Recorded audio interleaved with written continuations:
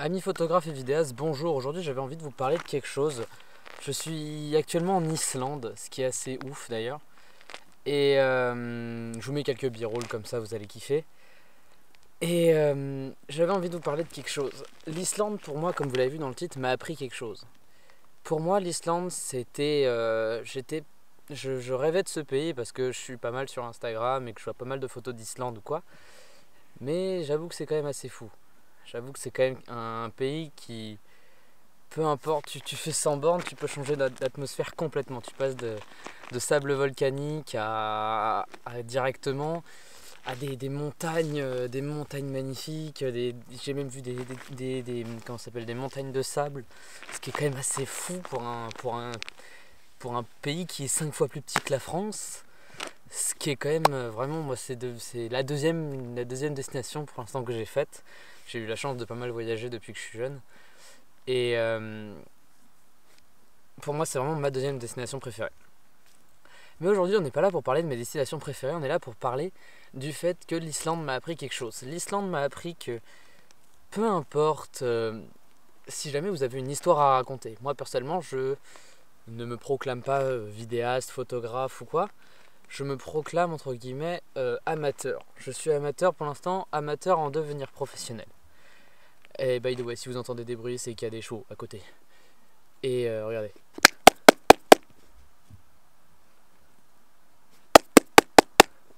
Il ne réagisse plus. Et du coup, j'avais envie de vous parler de cette expérience. Je suis... je l'ai pas dit, je l'ai dit sur ma chaîne gaming, je l'ai dit aussi sur Instagram, vous l'avez vu aussi sur Instagram.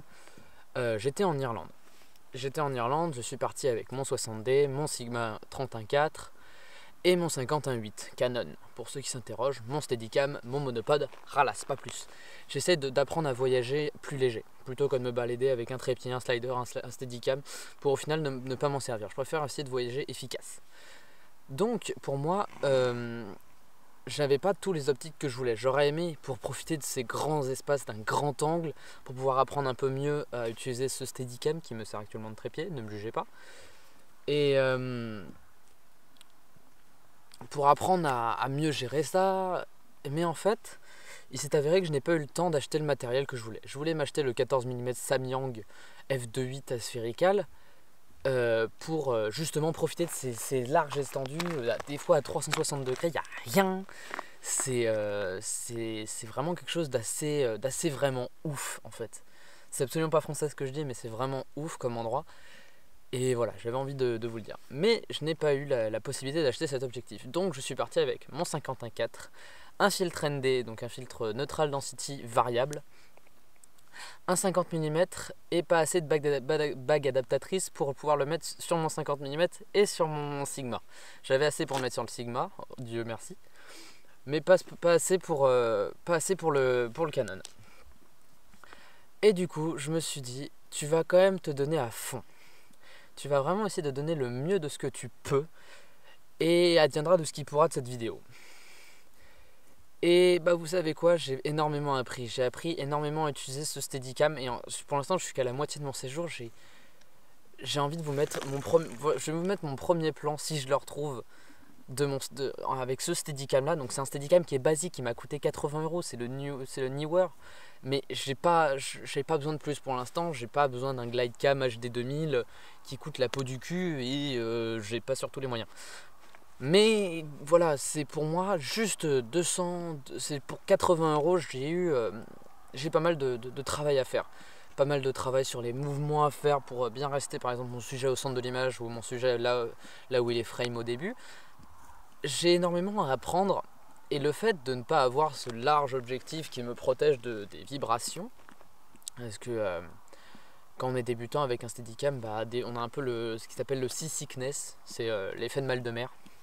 Pour ceux qui s'interrogent, j'essaie un peu des fois, ou alors les mouvements sont pas complètement fluides parce qu'on n'est pas encore habitué, et surtout parce que bon, moi j'avoue que c'est un truc chinois, hein, enfin non, à niveau je crois que c'est américain, enfin bref. J'ai un truc qui est entre guillemets de basse qualité, donc le roulement n'est peut-être pas le meilleur. Franchement il est excellent, pour le prix il est excellent, j'ai rien à dire là-dessus. Ils sont trop mignons, ils sont en train de se gratouiller. Exactement. Et du coup, je n'avais pas la possibilité de me protéger de ces vibrations. Du coup, j'étais avec un 30 mm, donc mon Sigma 30 mm f1.4 qui est mon bijou, qui fait un 48 mm f1.4 sous APS-C parce que mon Canon 60D est un capteur APS-C. Et du coup, c'était beaucoup plus compliqué.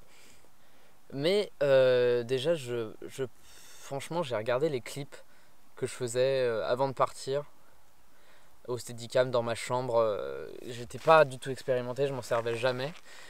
Et le truc, c'est que voilà, j'ai appris à m'en servir avec les moyens du bord. Et honnêtement, je pense que cette vidéo va être la vidéo de l'Islande, va peut-être être l'une de mes vidéos dans lesquelles je serai le plus fier en termes de travail. Je crois que je n'aurais jamais autant mis de passion dans une vidéo. Parce que pour moi, c'était un moyen de me dire, j'ai pas tout le matériel que je veux, mais je peux me débrouiller avec. Et ça m'a appris beaucoup de choses. Moi qui ai envie de me destiner un peu dans les photos et les vidéos de mariage, je parle. Et j'avais... moi aussi je peux le faire, hein.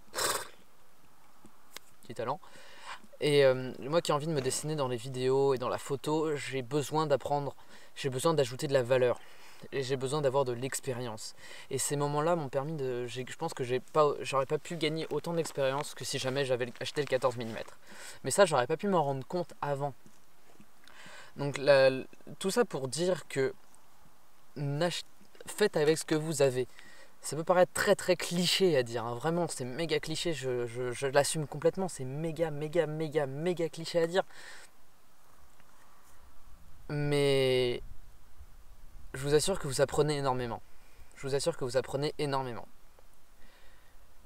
Moi sur ce, j'ai pas d'autre chose à vous dire, je vous laisse avec quelques plans b-roll qui vont un peu vous teaser de la vidéo en Islande.